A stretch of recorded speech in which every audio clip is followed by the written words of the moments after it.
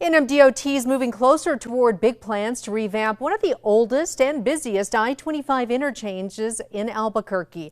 And the latest ideas to fix the S-curve are getting pushback from some residents. News 13's Jessica Baron is live near I-25 in Cole with the story. Jessica? The state unveiled two proposed designs to neighbors in a public meeting earlier this month, arguing they can improve safety without impacting nearby homes. But some residents say they're not on board. NMDOT considers it to be one of the biggest transportation safety issues in Albuquerque, a stretch of road known as the S-curve. At a public meeting earlier this month, they shared two plans to redesign the interchange to make it safer and wider, despite some residents demanding no changes be made.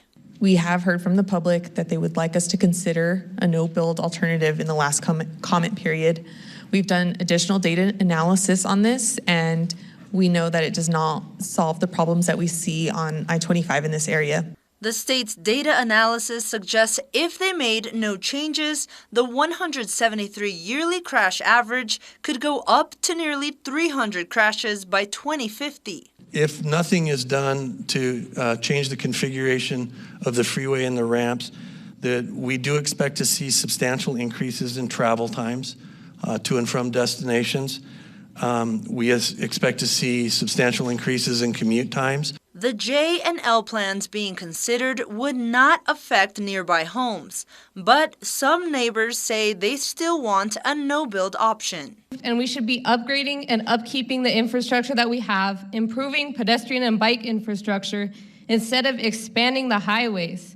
It's good to see you're going with no residential relocations, but it's very undemocratic to write off no build when you admit that the public supports it. We're not opposed to upgrades for pedestrian and bicycle safety. However, we are really firmly against expanding the footprint and expanding the lanes, both on frontage roads and on the highway.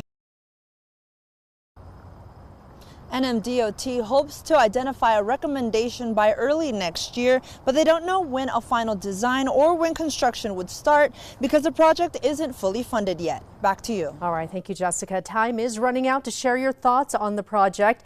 There is a survey open until next Monday, which we've put a link to at alwaysonkrqe.com.